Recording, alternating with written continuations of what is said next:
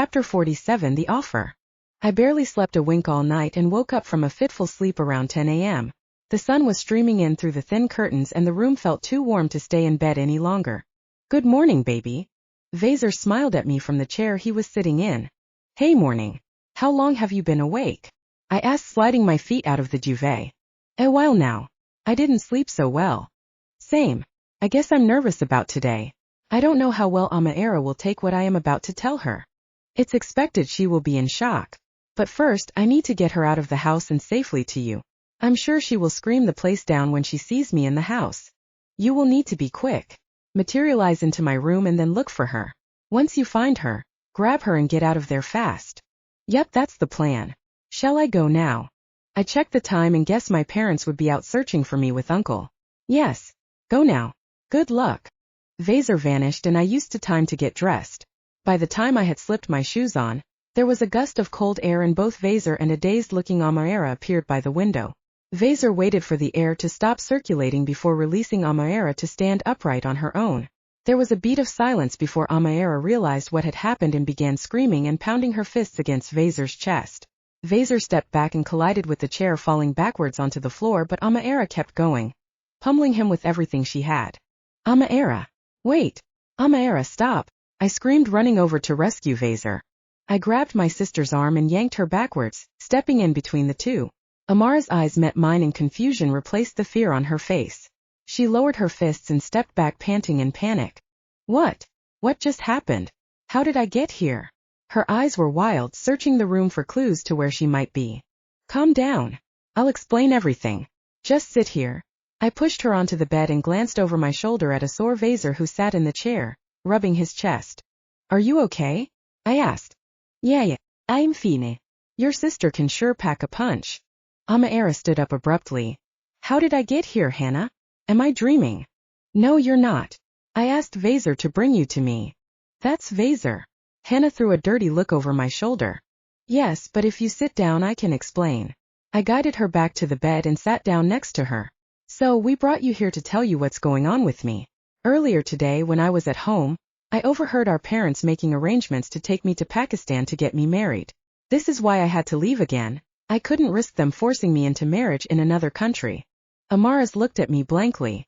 I wasn't fully sure if she understood what I was saying, but I plowed ahead nevertheless. I'm worried they will do the same to you, but only this time they will take you earlier. You are only 15 years old. I'm guessing as soon as you turn 16, they will have you shipped off to Pakistan, so you don't get ideas and run away like I did. Amira was still, her face devoid of all emotions. Did you hear what I said? I shook her arm to wake her up. She blinked and her gaze focused on my intense one. What? Amira, you got to listen. I repeated myself and waited for her reaction. This time she heard me. They were going to send you to Pakistan? Yes. And they will do the same to you. So I am asking you, do you want to come live with me or stay with Mom and Dad? Amira, this is your life. I know you are still very young, but don't let them dictate it for you. What makes you think they will send me away? She asked softly. Look at their previous actions. Look at how we are expected to fit into their society and culture. Haven't we been doing everything they asked? Tell me, are you happy living your life this way? She shook her head. Do you want to get married to some random guy you have never met before? I pressed. Again she shook her head. Her lower lip trembled. Amira, you have a choice now. Either come with us or Vazar can take you home right now, but you need to remember what could happen if you choose to go back home. How is he doing that? Hannah slid her eyes over to Vazar. Well, that's the next part one need to tell you. But first tell me you understood everything I have just explained. I slid off the bed and knelt by her knees so that I could get a better look at her face. She nodded and wiped a tear away from her cheek. Okay, the next part now. I took both her hands in mine and launched into my story. The shadows lengthened and the room grew dimmer. I looked out of the window and saw gray clouds forming. It was about to rain. Once I was done, Amara's eyes were wide in astonishment. She stared at Vazar for a long time before she spoke. You aren't human? He shook his head. Hannah, how can you trust him? She whispered. He hasn't lied to me so far. Also, I'm changing, Amira. I'm not fully human anymore. I have these powers, so I believe everything he says. I've seen everything he's said. I've been to Jumana and it's beautiful. So, let me get this straight, if I live with you we will all live in Jumana? Amira looked at Vazar for confirmation. Yes, if you want to. If you don't feel comfortable with that, then we can get you a place here. You can finish school, go to university, whatever you want to do. No pressure at all. Vazar smiled his encouragement. Amira fell silent in thought. Are you okay? I brushed her hair from her face. Yes. I think I'm just in shock. What are you thinking? I asked gently. Your offer sounds good. It's very generous, thank you. I'm worried if I leave, then who will look after our parents? They will be devastated without us. Amara's eyes were filled with sadness. Yes, you are right. There will be no one left to look after them. But imagine if you were sent to Pakistan. Who would look after them then? I asked. I don't know. Look, you don't have to make your mind up now. I'm sure they won't send you anywhere this week. But keep in mind it might happen soon. No, you're right. I can't risk waking up one day and being taken straight to the airport. Let's do it. I'll come live with you. Our parents should have thought about their behavior beforehand. They didn't learn after Fatima's decision, and they certainly didn't learn after you left. They won't change. They will never change, Hannah. They are to set in their old ways. Amira stood up and dragged both hands over her face. I agree. They won't change. I said, standing up to join her. Right, what's the plan? I need my clothes and stuff. Amira sounded more confident. We go back and get it then. I need a few things too. I'll materialize us all then. Shall we leave now? We need to get to the portal before nightfall. Vazar joined us and threw an arm around the both of us. I better not vomit, Vazar. Be gentle. Amira instructed. Sure thing. Let me go check out and we can be on our way. Chapter 48, The Family Feud. The vacuum around us whirled and tightened. There was no way I could keep my eyes open through the split-second journey from the hotel to my familiarity of my bedroom. The three of us materialized with a bang onto the threadbare carpet that I spent my childhood on. Breathless from teleporting two bodies, Vazar was unable to support the weight of us and all three of us crumped to the floor in a heap. It was Amira who started giggling first, and her laugh was so infectious that both Vazar and I joined in, trying our best to remain quiet in case anyone was in the house. SSH, do you want us to get caught? I said, slapping at both their shoulders. We managed to contain our laughter and compose ourselves enough to stand upright and take stock of the situation. The house was still, no movement from the space below us. Slowly I walked towards the door and cracked it open.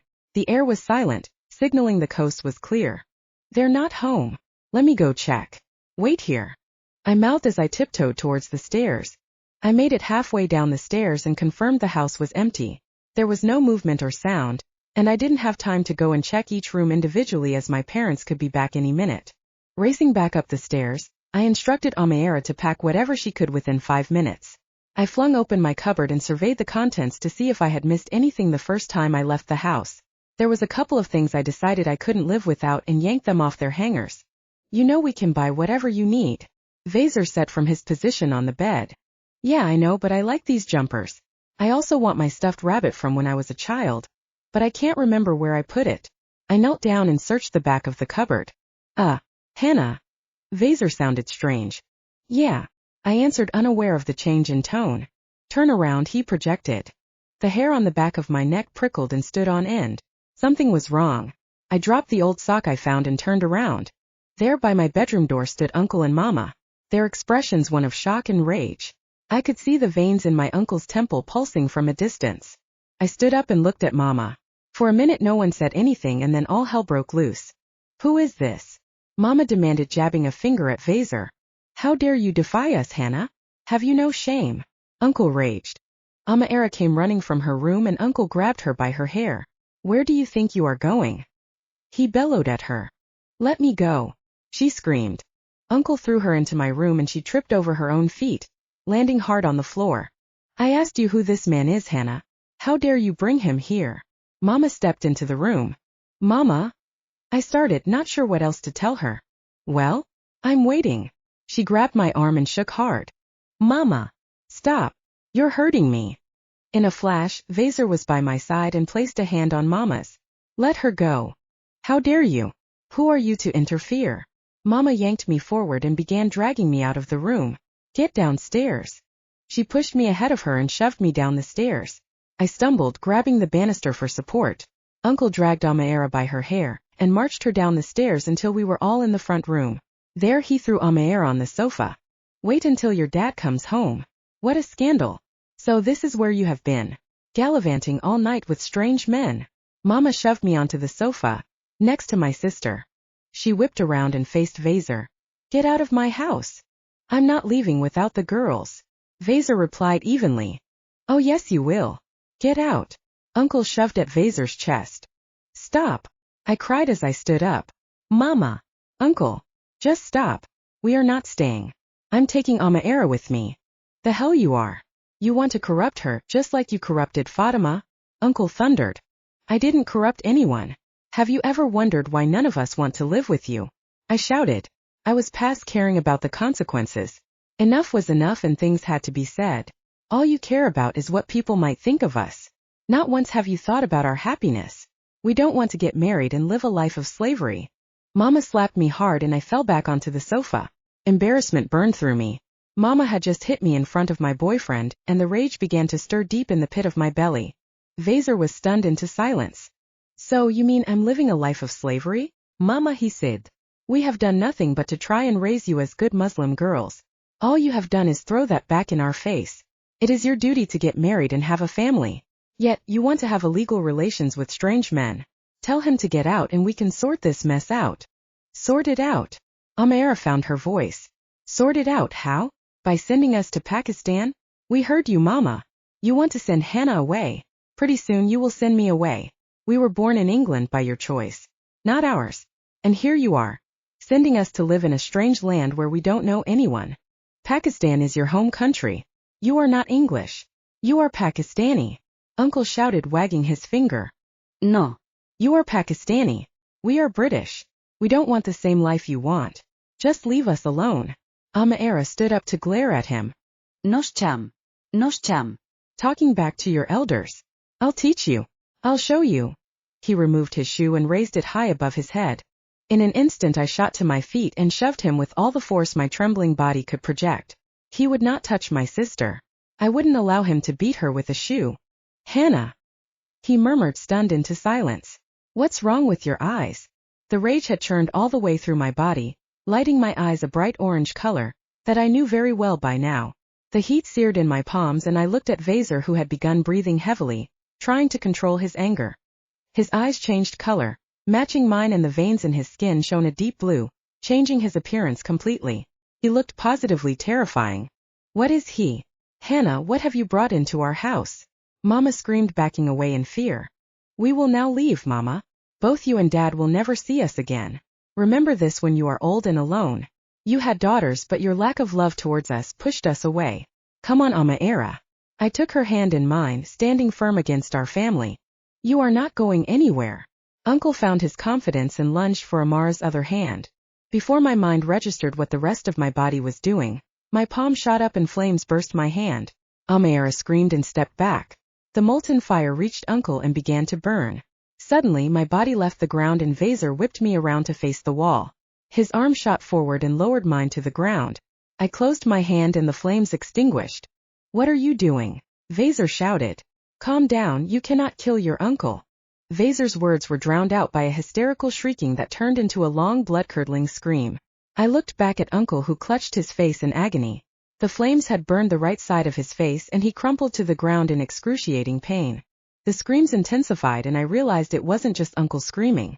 Mama's high-pitched wail pierced my ears and I clamped my hands over my ears, willing it to stop. We need to leave. Vazar shouted over the noise. He reached for Amira first and then wrapped his arm around me.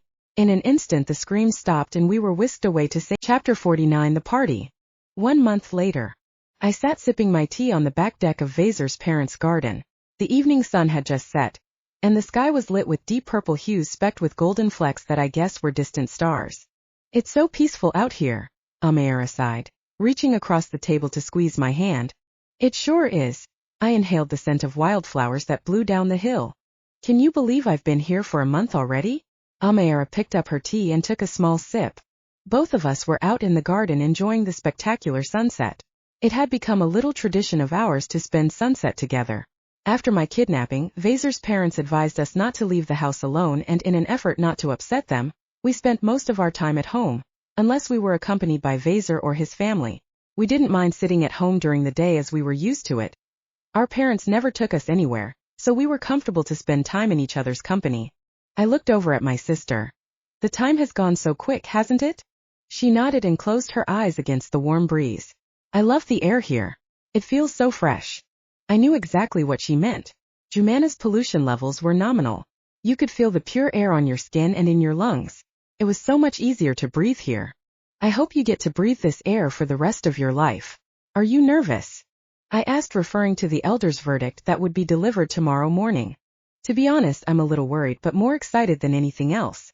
I would love to live here with you, but if the elders won't allow it, then I don't mind living on my own or with Fatima. I'm actually looking forward to starting my life as a free woman. The smile on her face reflected her words. I studied Amira for a while. Much to my approval, she was positively glowing. Jumana not only agreed with her, but it fascinated her too. She drank in every detail and loved to explore the environment around her. Several times when we were out with the family, Amira stopped to talk to the children in the streets. Some of them couldn't speak English at all and Amira pleaded with Vazar to translate everything they said. She came away from each conversation a happier version of herself. Now, her complete happiness depended on the verdict of the elders.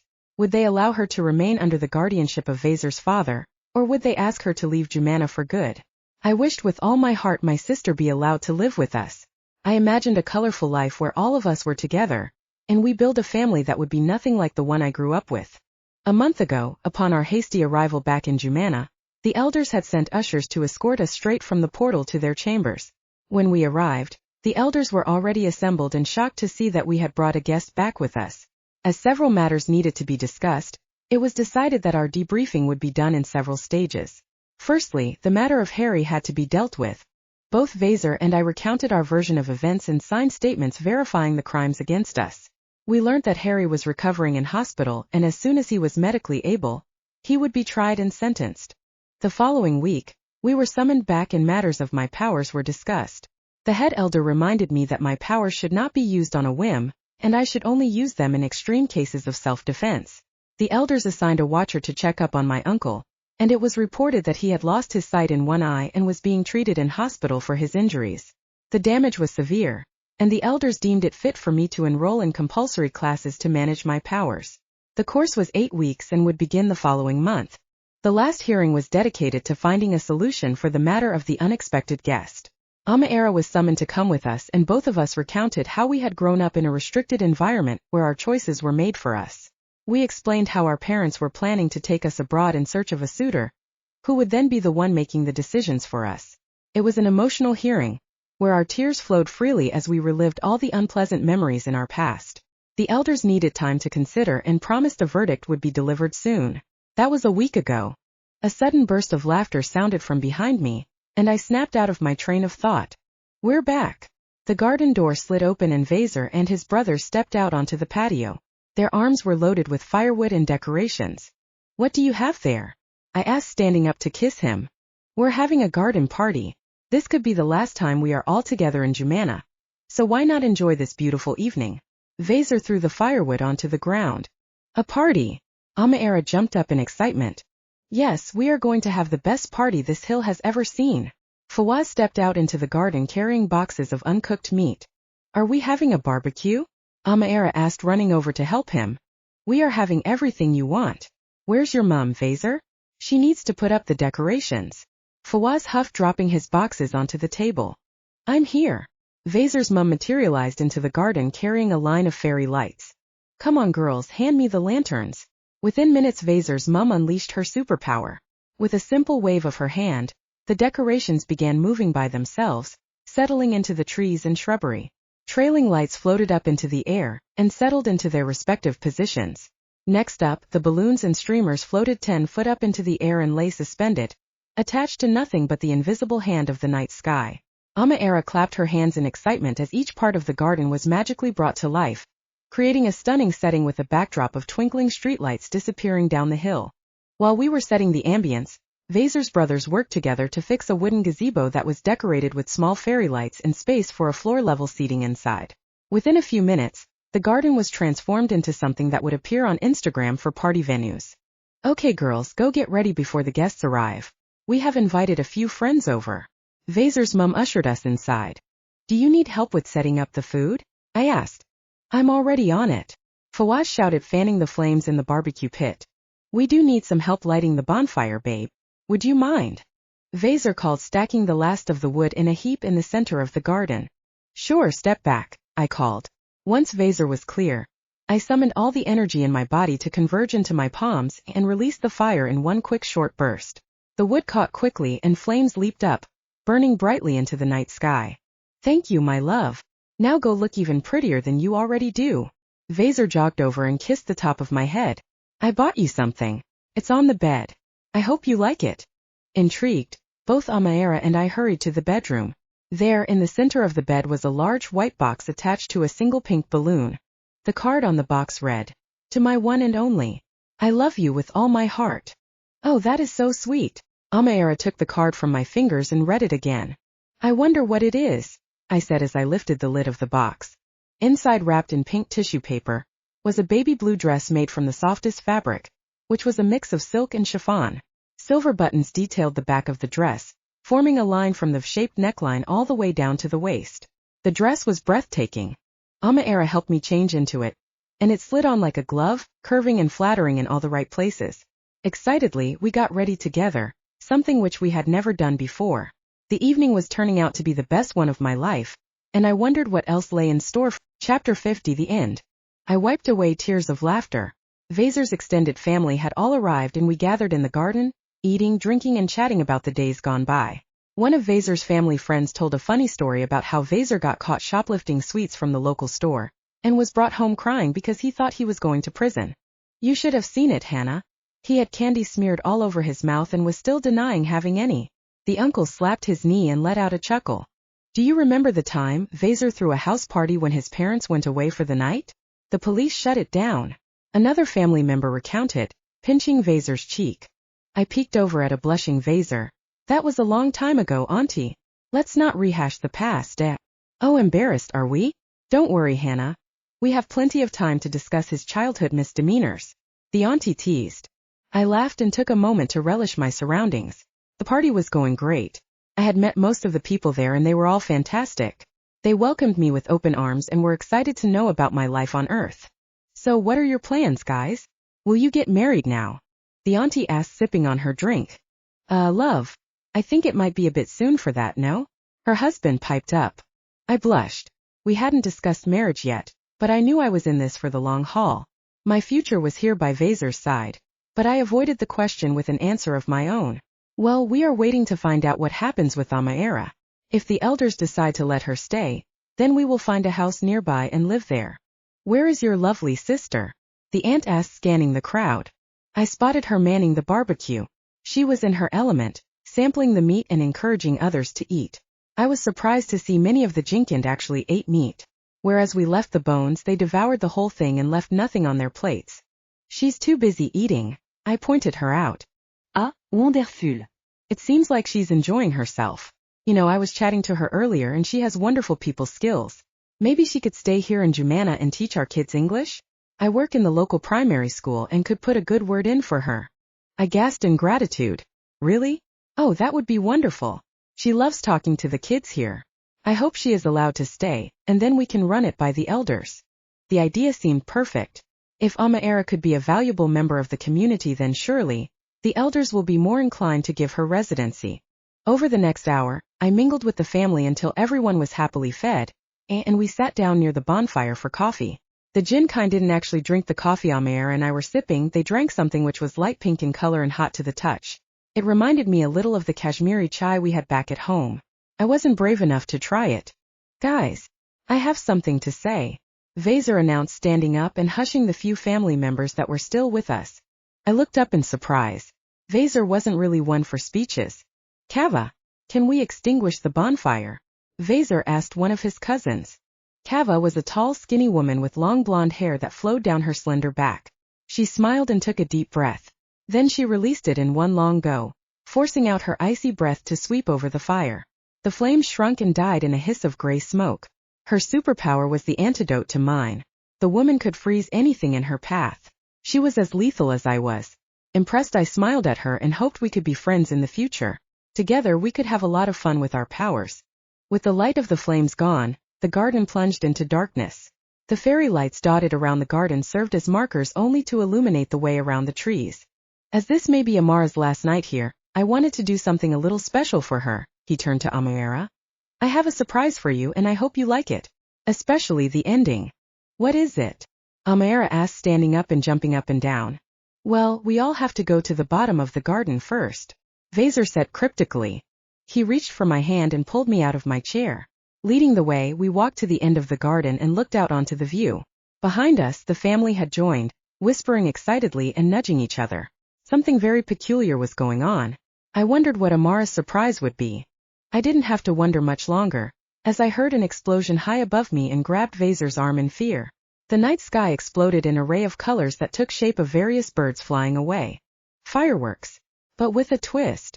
I projected, relieved that we were not being attacked by giant stones being hurled down the hill. Wait till you see the whole show. Vazar sounded more excited than my sister. The sky lit up with the most unusual display of fireworks. Once the rocket had exploded, shapes of animals appeared that either ran away or flew away. A butterfly in yellow and pink burst forward and grew larger in size until I felt I could almost touch it. Just as I was tempted to reach out, it flapped its wings and faded away. I wish I had my phone with me to record it all. The show went on for 5 mesmerizing minutes, until the last 2 rockets launched from the bottom of the hill. One blue and one pink, leaving a trail of colored smoke in its wake. Vazar's arms tightened around my shoulders and I felt a whisper of a kiss on my hair. The sky exploded and the shapes of 2 people took form. The blue was a man and the pink was a woman. I watched in awe as the man took the woman's hand and got down on one knee. A third rocket launched, sending a trail of golden glitter raining down on the town below. It burst and the most beautiful message appeared above the firework couple who were still holding hands. Will you marry me, Hannah? In that one moment all time stood still. A deafening silence filled my head and my heart ached with joy. Real joy, not the happiness you get when you hear good news. This unique feeling started in my chest and radiated outwards, filling my eyes with tears. My vision began to blur and I turned to face Vazar. The family gathered close and he lifted one finger up, telling us to wait for a second. Amira, come here. He pulled my sister towards him and looked into her eyes. Would you do me the honor of becoming my sister-in-law? Would you accept me as your brother and welcome me into your family? Amara's mouth fell open. No one had ever asked her permission for anything.